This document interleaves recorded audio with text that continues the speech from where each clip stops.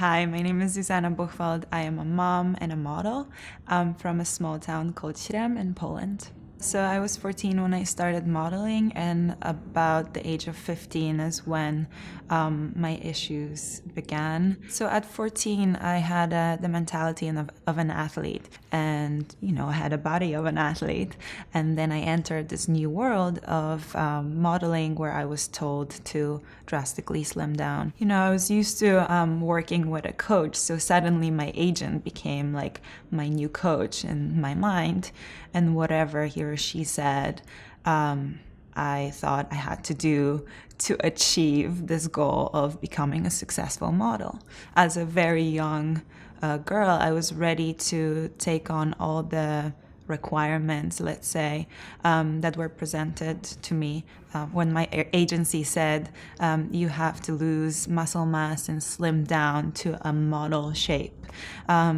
I said, okay, how do I do that? I was always told, train more and eat as much as you can to be strong for your sport. And now this agent was like, the only way we're going to achieve what we want here is if you reduce the caloric intake and also stop exercising, so we get rid of your muscles. And being so young, I was like, okay, on it, let's do it. And I didn't realize that that's gonna sacrifice my health. That didn't have my health as a top priority in mind.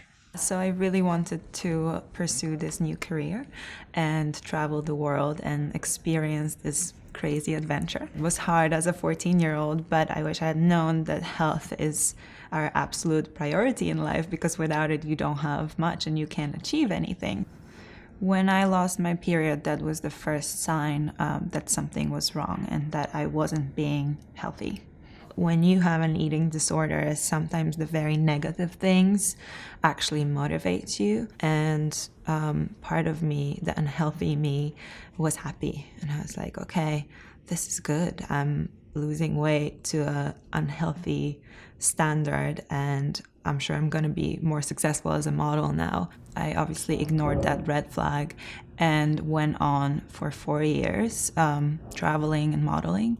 And then at about 18, when I finished my high school, my mom was so alarmed that she finally convinced me to come home and spend the majority of the year at home. Through being at home and in a warm, supportive environment, I was able to have that realization that my body image and my eating habits are very, very wrong.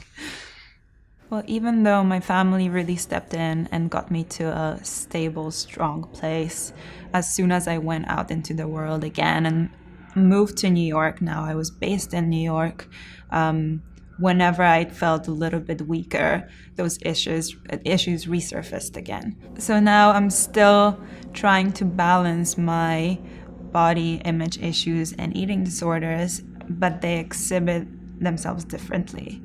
And for me, therapy was just not the right match. I've tried many different things, you name it, I have tried it. I've traveled to the jungle, experienced shamans, acupuncturists, different healing therapies, some of them weirder than others. So what really helped me was a mindfulness practice and a yoga practice. I feel like being mindful just helped me with catching that moment when the unhealthy past or the anxiety about the future want to take over, and just being grateful for this present situation. I also try to do something good for myself every day. So whether it's cooking my favorite dish or seeing a movie or reading a chapter of a very good book, I really try to find the time during the day to do something just for myself. Also, I learned to be more forgiving with myself and less of a perfectionist. I feel like that's very important when you're recovering from any sort of issues in life, to just say, you know what, it's okay, I messed up. But next time I'm going to be more loving with myself and more accepting of what I've done. When I became pregnant, I realized how incredible our bodies are and how much we need to nurture them for them to run smoothly. I was so happy that I had a successful pregnancy and I have my baby now, because that requires a lot of things for your body to perform. So it takes a lot of self-care again to be able to nurture yourself and to nurture this another human being, and for it all to run properly and smoothly. I feel like I've recovered through conversations with my family and friends and other loved ones. And I feel like sharing stories with strangers, of course, whenever it's appropriate, is actually extremely healing for me. I've learned that once we open up and start speaking from our hearts, to others, we feel less alone because there are so many people out there that deal with very similar issues you're hiding somewhere deep down in your soul. So, opening up is something I would definitely recommend, as well as just being kind and good with yourself and keeping your health at the top of your priority list, being grateful for what you have in this life. Somebody recently told me, you're never in balance as long as you're balancing.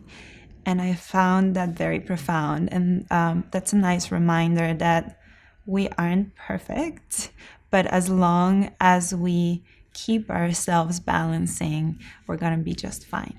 Looking in the mirror now, I see a woman who is now an adult who's grown through the pain and the struggle. And even though I still have many weak moments, I also have the tools to deal with them and to again arrive to a present moment and an attitude of self-love and acceptance and compassion, and being grateful for this incredible body that's now supporting me and also my baby.